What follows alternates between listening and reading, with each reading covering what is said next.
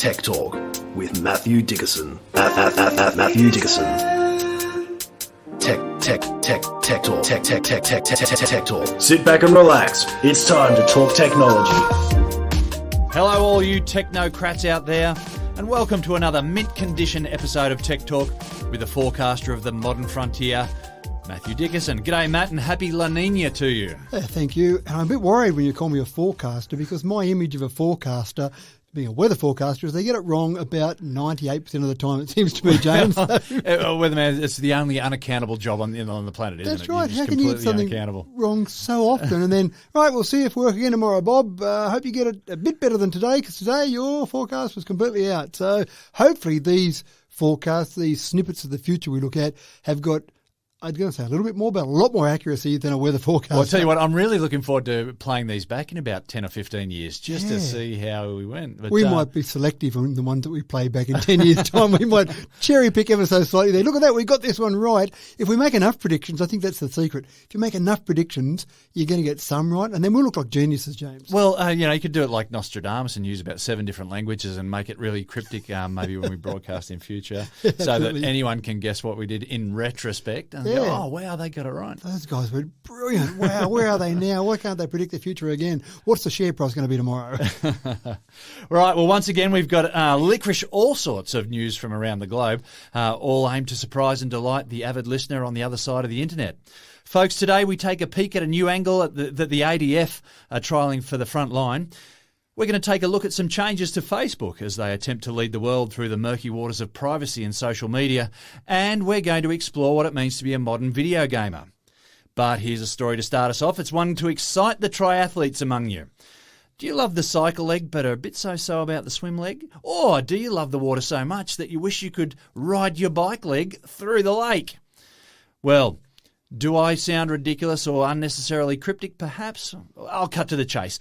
From the home of extreme sports and the land of the long white cloud, our friends across the Tasman have gotten a little creative and found a bike for the water. Matt, tell us more. It does sound crazy. I was a bit worried where you were going, James, thinking he has been sleeping in today. He's just woken up and come up with some crazy dream. But the bike on the water does sound clumsy. Now, I can remember from school excursions, we used to go to Canberra. And, of course, the first thing you did when you got there is you got to Lake Burley Griffin, and they used to have the three-wheel... Oh, that tricycle thing, yeah, with the big bubble wheels. Oh, they were like tractor wheels on them, and you'd jump on them and think, this is fantastic, I can pedal on the water, how cool is this? And you would pedal, we'd race on them, of course, and you're pedaling flat out, and then you'd look across to the shore and see someone just moseying along. Yeah, you'd be blowing a gasket on the water there, just going absolutely flat out and going at it slower than a snail. Oh, just terrible. So they weren't lots of leisurely fun, though. It was, but they weren't that good for a transport mechanism. But a company in New Zealand has come up with a concept here of taking some really interesting inventions that we've come up with over the last couple of decades and combine them into one unit. So the first thing they've got is something that looks like a bike. You sit on it like a bike, you pedal like a bike, and so you go, well, there's a bike for a start, that's great, but there's no wheels on it. What they've got underneath the water, as it sits there and floats on the water, is a couple of things. First of all, you've got a nice little 460-watt motor. So it's like an e-bike. Putting the e-bike or the motor in the water, obviously they've got a good battery in there. They've got it all protected from the water. You don't get electrocuted or you don't start zapping fish as you ride along. But then underneath the water, you don't have just a hole that you sit in and pedal away and you have something like those big bikes with those big tyres. You have a propeller and some hydrofoils. Now, hydrofoils I find fascinating. Yeah.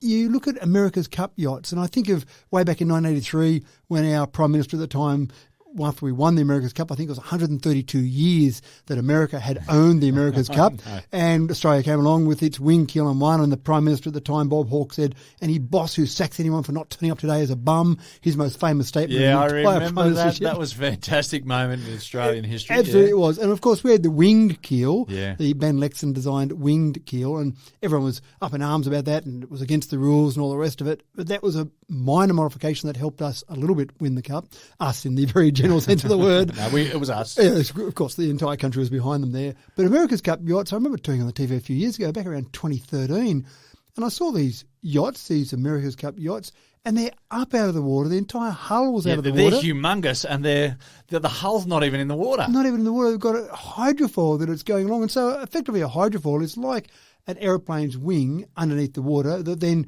creates lift as the wing or the hydrofoil goes through the water. Same concept with Bernoulli's principle as an aeroplane wing, but under the water. So it lifts the whole boat. I mean, of course, what you're trying to do is take that big hull out of the water because it's got a huge amount of drag and just have that little tiny hydrofoil. But it does look like it's floating on the water. It looks fascinating. So what this company in New Zealand has done is they've taken that same concept and applied it to a bike, 2 hydrofoils, one at the rear, one at the front, about a 2 metre one wide at the rear and 1.2 metres at the front.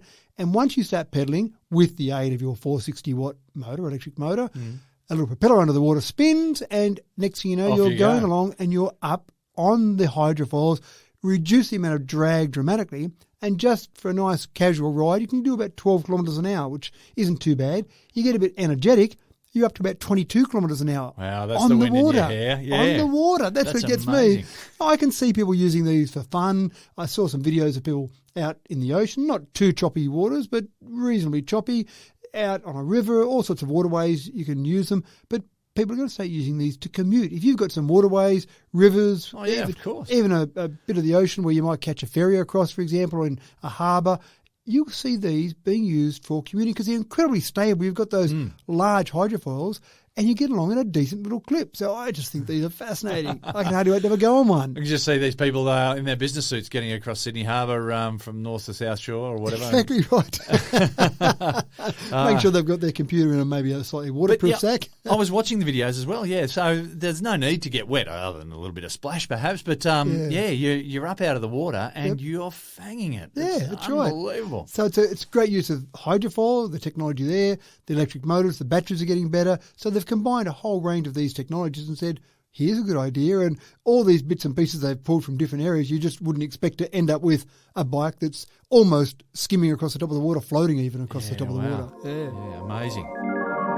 Things are really hotting up in the dog-eat-dog world of the convenient home-brewed coffee. The gloves are off and Nespresso have come out swinging at the copycats. They've done an overhaul and, Matt, it looks like it's time to pick up your team and there's no sitting on the fence here. No, you've got to choose, James. You either go the Nespresso pod or the non-Nespresso pod. Now, that's been the problem. Yeah. For poor old Nespresso, I feel sorry for them. They've got a great coffee machine or a number of coffee machines, and they've got their pods out there, and damn it, the patent for those pods expired in 2012. So, as you said, all these copycats... The gates were open. That's right, and they've started making them, and they're losing sales. At the moment, Nespresso is only managing to sell 14 billion coffee capsules each year.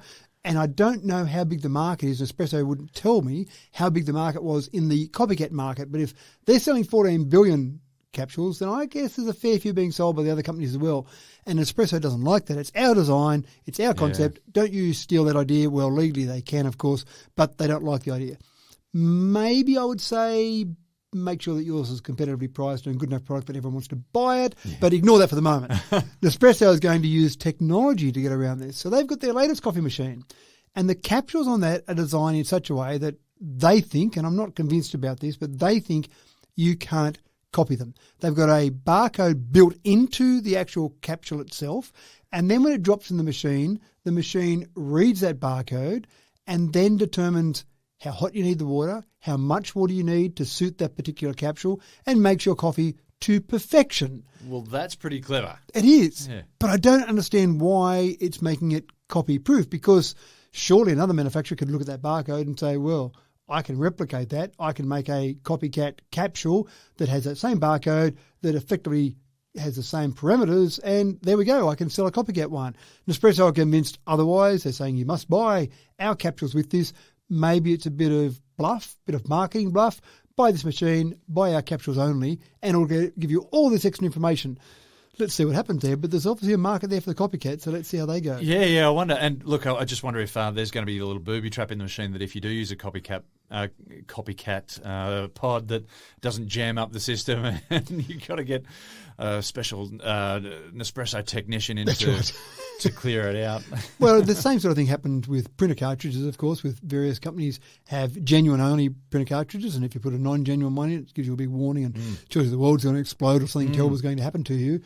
I just don't know how they're going to make it so that only that machine can read that. Even if they have things like an RFID chip in there or some sort of near-field communications or a barcode, you can replicate all those. That's so right. you can make someone If it can else. be made, it can be replicated. Exactly right. And lots of companies around the world, that's what they do. They reverse engineer these things so you can copycat them. But anyway, at the moment, that's where they believe it's headed, trying to use technology in a good old-fashioned coffee machine, and good luck to them. And we're all going to have to decide Nespresso or otherwise. That's right. Brakes on cars have come a long way. From cabling to hydraulics, from drum to disc and advanced materials, and even anti-lock systems. The question, I guess, is there any innovation left for the wonderful world of brake systems? Well, you'd think innovation would come to a stop in that field. Ah, very clever. Thanks, Dad. Only my best dad jokes for you. But you're right, there's some incredible innovations that have happened over the years. I probably think in my lifetime, anti-lock braking systems are the number one thing that's made a difference to how safe it is driving a car in terms of braking at least. And they were introduced back in the early 70s but didn't become common to much longer after that. And I can remember I was doing a driving course one day and it was fascinating because the driver started off, had the wet track to drive on, had some cones out there replicating people or buildings or whatever it might be. He said, we're going to go along at 60 kilometres an hour. And then when I tell you we're going to brake, and as hard as you can, and then swerve through those cones. I said, that sounds pretty easy. Yeah, sure. And we went along there, and I did what he told me to do, and he said, so let me guess, you learned to drive back in the days before anti-lock braking system. I said, well, didn't the grey hairs give that away? But yes, you're right. And he said, I could detect that I told you to brake, you braked, that was great. And then when you started turning, you lifted off the brakes ever so slightly. You may not have even been aware of that. And I wasn't.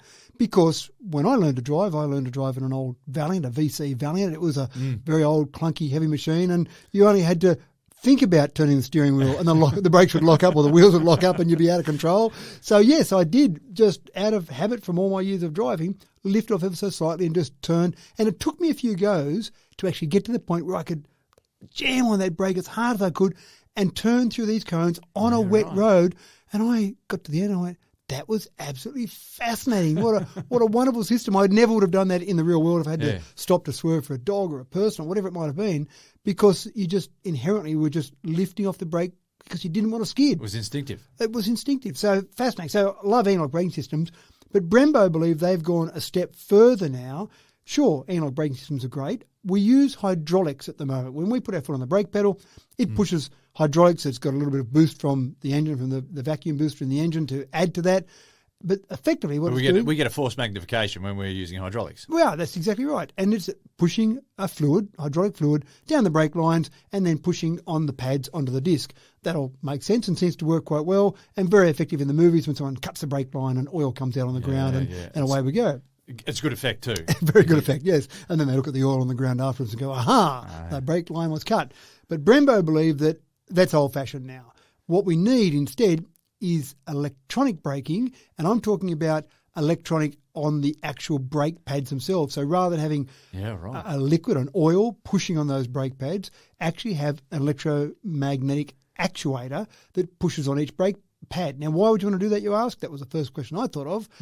Because you've got better control over each individual wheel.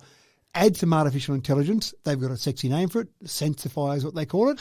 So then each wheel can be individually controlled electronically. You don't think about that as a driver. Push foot on the brake. That's it.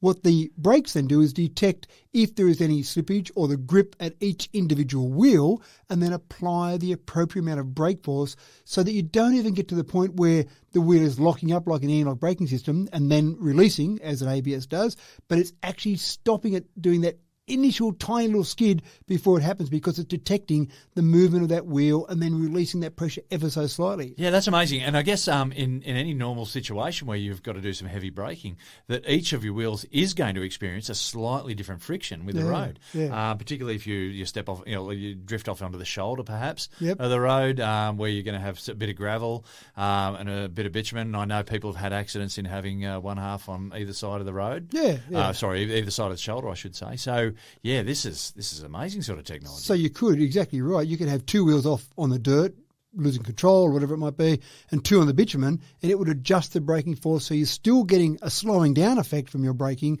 while the brakes at each different wheel are being applied differently. Yeah, that's amazing. So it's using some artificial intelligence, using electronics there. Now, of course, the first thing you say is, Well, electronics fail. Well, sure, normal brakes fail as well, but electronics do fail. Brembo feel like they've got that covered by effectively building in dual systems, just the same way as a plane, a plane that fly-by-wire is set up where it's got dual systems for just about everything on the plane. This is the same. They've got dual ECUs, electronic control units. They've got dual wiring to the brakes.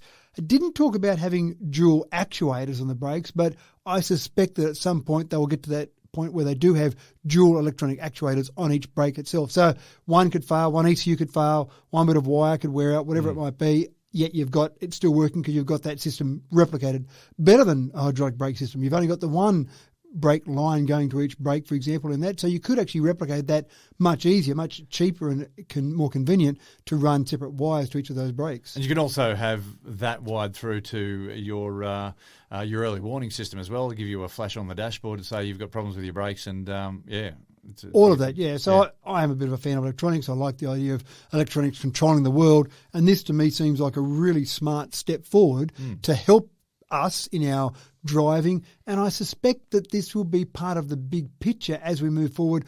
We've got EVs with regenerative braking systems. At the moment, they're kind of separate to our disc. So we've got regenerative system from our electromagnetic induction in each wheel and the disc brake. They're kind of separate systems in an EV, but this to me seems like you can control the two more accurately together.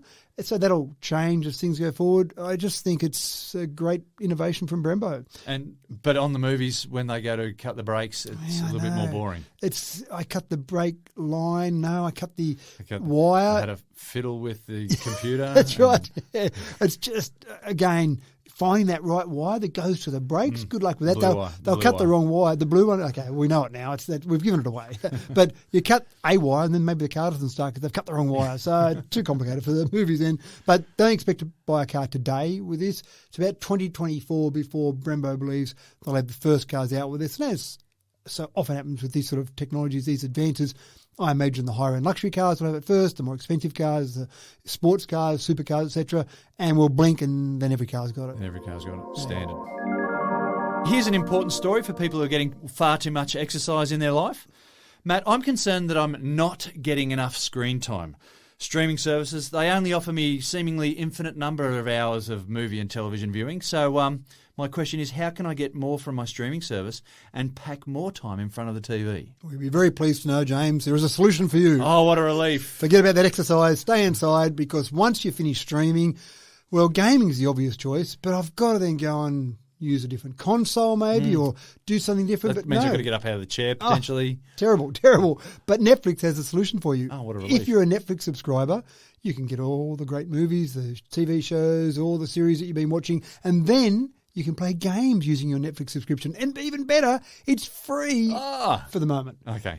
Netflix has said nothing about the future, but at the moment, if you've got a Netflix subscription... They've got to have the free hook, haven't they? They have got to have the free hook. You've got access to 5 games. They've got 2 Stranger Things games, actually, Stranger Things 1984 and Stranger Things 3. Oh, my wife's already hooked. That's it, it's done. Shooting Hoops, Card Blast and Teeter Up. I don't actually know those games. I'm familiar with the Stranger Things games, but I'm not familiar with the last 3. But you've got 5... No Snake or Centipede or whatever? Oh, you'd think they'd go with some classics, wouldn't you? Oh, okay. So they've got those 5 games available. They're available on your phone. So you can get away from the screen to get to your other screen, your phone screen, and start playing those. Initially only for Android phones, so not for Apple users, but I can't imagine it's only a matter of time. Only a matter of time, that's right. And again, the whole concept here is that they want to own your entire entertainment scenario. You finished watching shows, you go and start playing games, you're still in that Netflix ecosystem. As we said, free. I imagine that they will get people using them. They'll start to see how much people are using them. And when they get to some sort of magical number, they'll say, now we can start charging for it. It's an add-on. It might just be a couple of dollars add-on to your Netflix subscription, but there'll be an add-on in there somewhere. Because they can. Because they can. And once they've got you, they've got you. Yeah, that's right. So keep an eye out for that. Have a play. It's just another way of staying connected to friends, family, whatever, but gaming is there as part of the Netflix ecosystem. And it won't be long before the other streaming services will take it up as well. Yeah. And, there's no reason to go outside at all. That's right. Absolutely right. Now it's happening, folks. The predicted death of the weekend, that dead-end technology of the electric vehicle, is increasing in demand. And EV sales are predicted to outstrip diesel sales in the UK at least, in 2022. Matt, the UK is a long way from Australia, but perhaps Scott Morrison is set to lose his allure as the forecaster of the future now? Did he ever have that allure?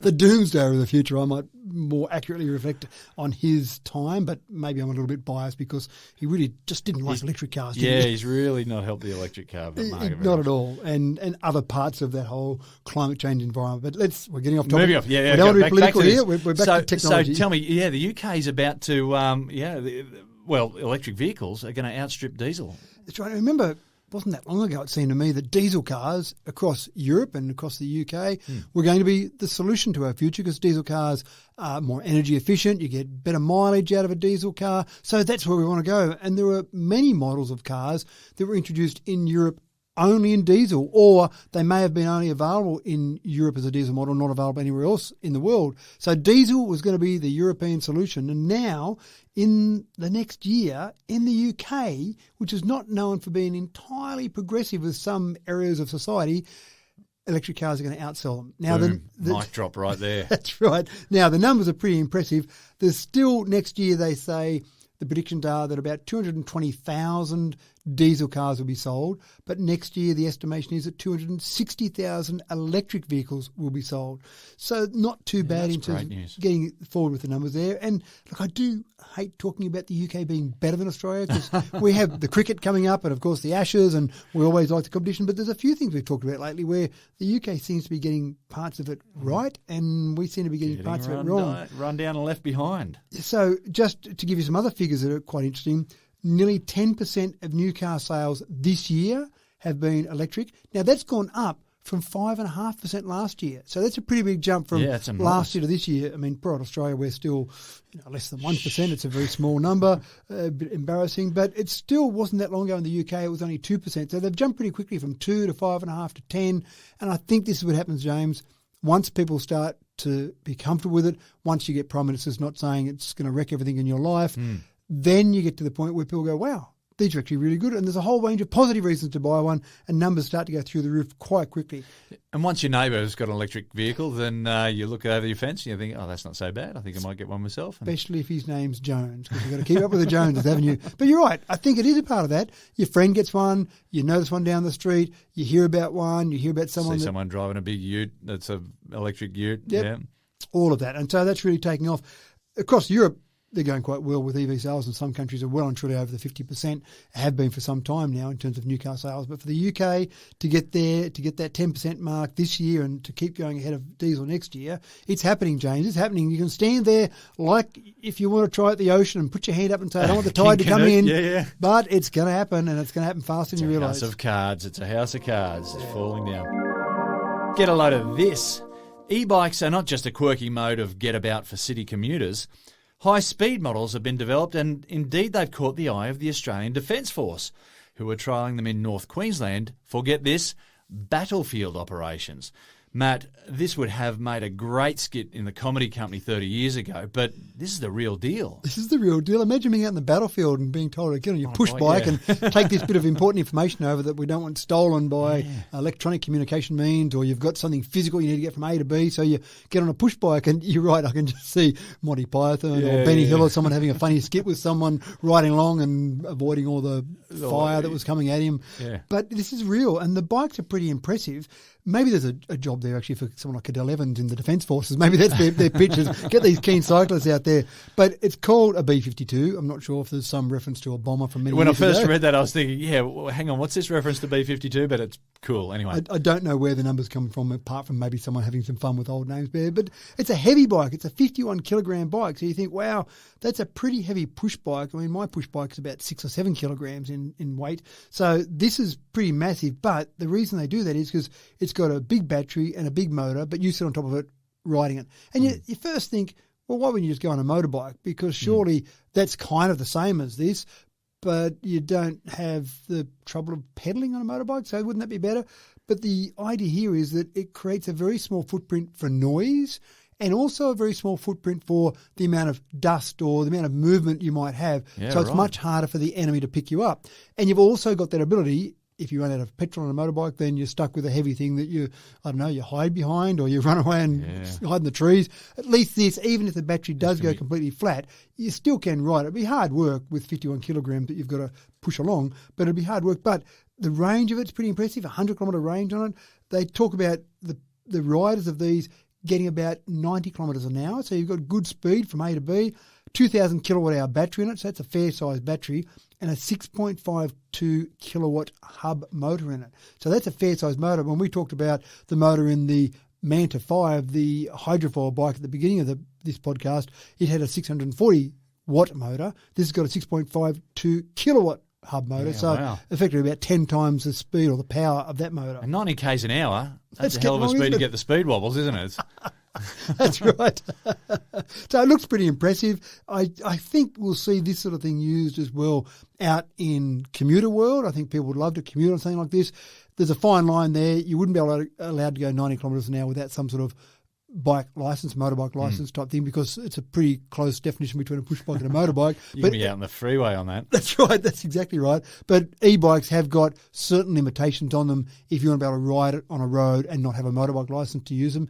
There's a bunch of rules. I won't go through them all, but effectively you can't just sit there on an e-bike and turn the throttle and go along at 90 k's an hour. This thing here is more about convenience of getting people around. But yeah, it's pretty good. Only produces 65 decibels of noise. So that's not much louder than you and I having a conversation now. Yeah, again, makes it very hard for the enemy to detect this bike as it goes about its work and delivering things from A to B. So pretty cool, pretty impressive. Yeah. And I love my bikes. It doesn't make me want to join the Defence Forces, but there are so many different jobs for people in the Defence Forces. It'll be interesting to find out, what applications it actually does get from the ADF. But, whether or not in the heat of battle, people are getting around on their treadlies. Yeah, that's right. And look, e-bikes are really going through the roof in terms of sales at the moment. Even in America, where you don't have this image of people, it's not like the Netherlands, you don't see lots of people in America getting on their push bikes.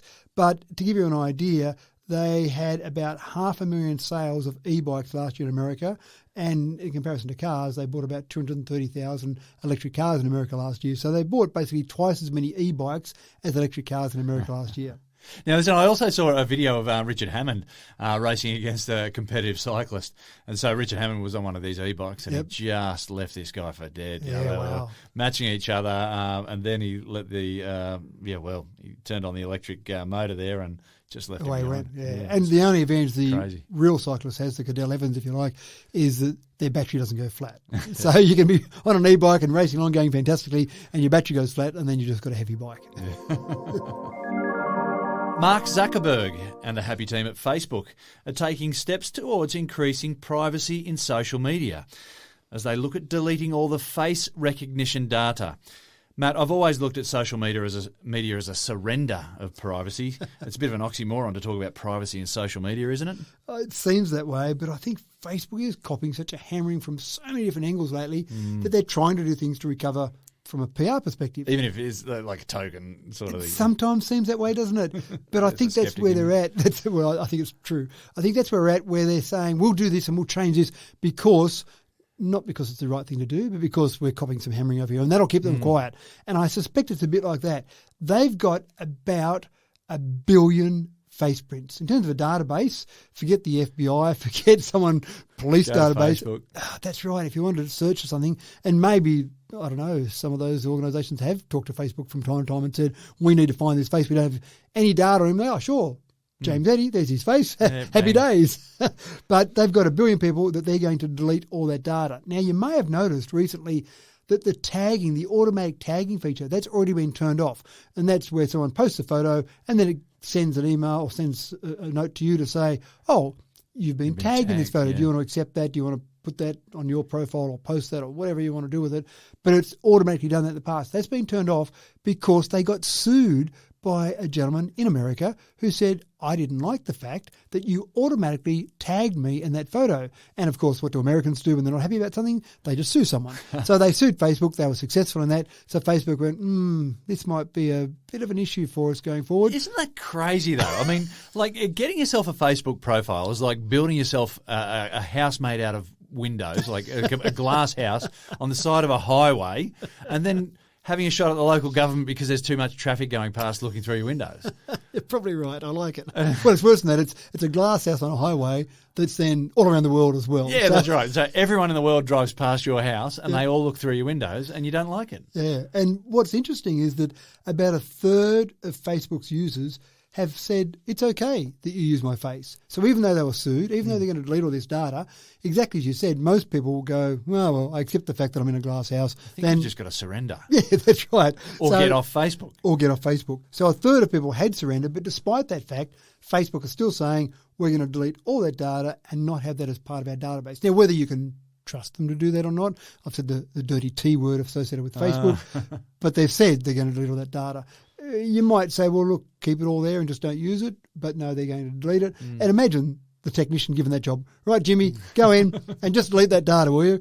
Oh, whoops, I didn't mean to delete that data. Sorry about that. It's a pretty scary thing when you go into a database of that size and say delete. I'm sure there's a few steps you've got to go through and a couple of combined codes to add in, a bit like launching a nuclear weapon before you go and delete any of Facebook's data. Because you wouldn't want someone new on the job, just started last week and accidentally clicks delete and whoops, sorry about that.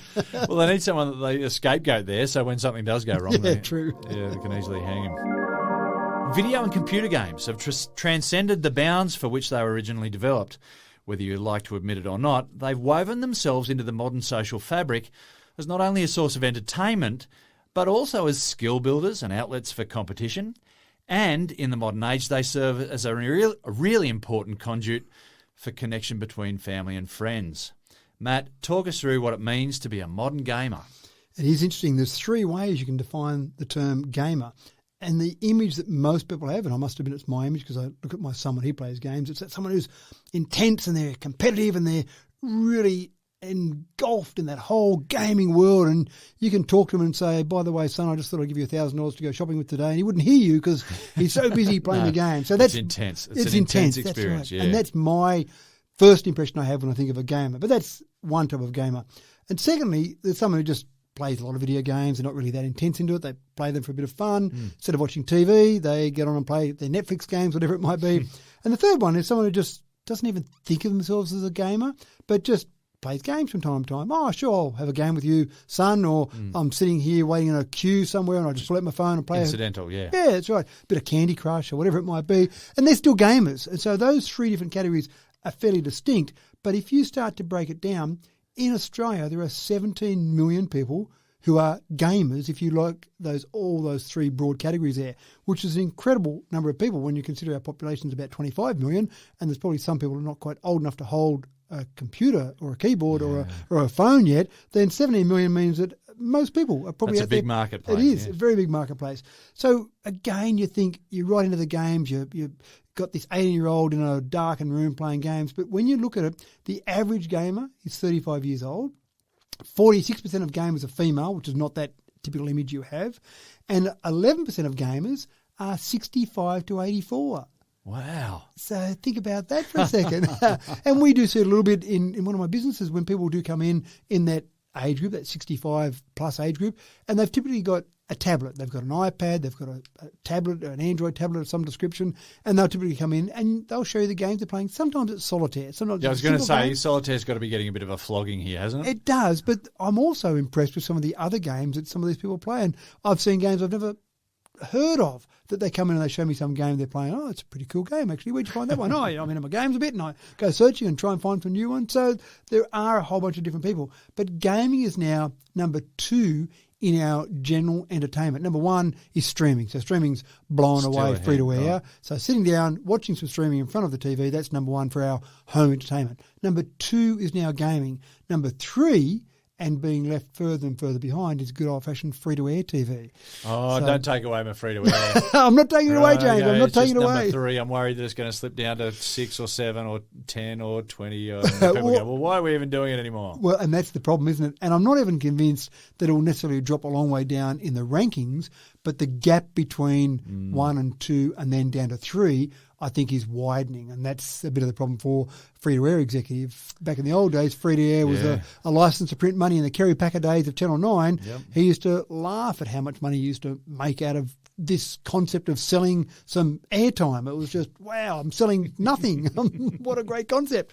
But that's obviously changing quite dramatically. So gaming is certainly interesting, but exactly as you mentioned at the beginning, gaming is not just used for sitting in front of a TV, sitting on my computer and diving into a world that's unknown to me. It's also a way that people are connecting. And during the lockdowns, there's been some information with some surveys that have been done, and a lot of people said that gaming was the way they stayed connected, playing interactive games, online interactive games in particular, and the kids are there playing with their friends that they can't see anymore, but they still want to be in contact with. Yeah. Well, it's the modern telephone, isn't it? Much fewer people are just sitting there having conversations on a telephone now. Yep. It's happening over the course of a game of Call of Duty or something. Well, that's right. And I'll be incredibly sexist here. I find that males aren't great at just ringing up and saying, "Hi, James. How are you going today? What's happening?" Because then you say, "What do you want, Matt? What are you after?" Yeah, there's something. There's a motive here. You would need to borrow my lawnmower or something. You don't just ring up for a chat. No, you don't. But if I ring you and said, "Hi, James, I've got half an hour to kill. Do you want to jump online and play a game?" You'd go, "Oh, sure." Hey. And you're playing a game, and while you're doing that, you're having a conversation. And that's what they're finding a lot of people are doing or have been doing over the last 18 months is having that gaming conversation, staying in touch without really having to open up my feelings and say, "I just want to have a chat to you, James, because I'm a bit lonely, but I can play a game with you." Yeah. And no one questions that. It's all okay. So that's a really important part of what we've been doing. So family, friends are all staying in touch. And I've even done it with my kids where we've done some gaming, some online gaming, because we have been away and we want to keep up to date with each other or in touch. You only ask how many times how their studies are going, and then, Dad, you've asked me that already. So just having that sort of interaction there, I think, is nice. And I think from my son's perspective, if you've just blown 3 hours away playing computer games with your mates, there's less guilt associated with it because you've done it with your mates and you've been interacting with your mates. Yeah, that's right. It does feel a bit lonely, doesn't it? I've just had a great 3 hours by myself playing a game. Yeah, secluded. Yeah, that's right. Yeah. It's the new way, I guess. It is. Now, the Volkswagen ID3 is an EV game changer, folks. We're going to hear a bit more about that in a minute, but don't get too excited. Volkswagen explains that they're not going to bring it to Australia. Matt, what's turned their nose up to we humble folk down under? Well, unofficially they've said it's our government. There's demand for electric cars across the world, and there's demand for the ID3. It is a game changer in the EV world. And I think VW, as much as I was disappointed with VW with the whole Dieselgate affair, VW have said, okay, we got it wrong. They've admitted that. We were going to take over the world. We're going to blow Toyota out of the water because we're going to be better than them, but we couldn't do it, so we cheated. Right. We'll learn our lesson. But that problem was also with a petrol-powered model as well, wasn't it? It was with the emissions. The emissions, all the emissions, and cheating on the emissions to be able to get the better fuel economy, better power. Oh, damn, the emissions aren't quite as good with those two, so we'll just cheat on the emissions. Well, we can sweep that under the carpet now because we're talking about EVs. Correct. And I think what VW have done, which is a clever move, is to say, we got it wrong. Sure, we've had to pay out some money, but we've damaged our reputation, and that takes a long time to repair. Sure. Our future is we've got to go EV, and Toyota aren't, so we will, and let's throw a whole bunch of money in towards the EV market. And we're a big company. We know how to manufacture. Tesla don't know how to manufacture at the same volumes that someone like a VW does. So why don't we go and get that right? So they're doing that, and they're doing a really good job on that. And the ID3 is one that really is changing that whole face of the EV market. Now, the problem for us here in little old Australia is that VW have said there's demand for this product across the world. We are going to prioritise countries that have got emissions targets, or just one emission target, if you like, not even target. Just have something there that says we've got some vague interest in progressing our country forward with emissions, with climate change, with their vehicles they're driving. So, Australia, you don't have that, so we're not going to bring the ID3 to you because we're focusing on countries that seem to be doing the right thing, which is interesting. Now, the ID3 is fantastic. Let me talk about it briefly. It's kind of around a Nissan Leaf cost, around that, say, $45,000, $50,000 mark. So you say, well, that's good. That's getting to be somewhat affordable, but it's certainly much better performing than a Nissan Leaf and not quite as good as, say, a Tesla, but it's certainly dramatically cheaper than a Tesla. So they've got a good sweet spot there. People get scared off from the Tesla because of the price.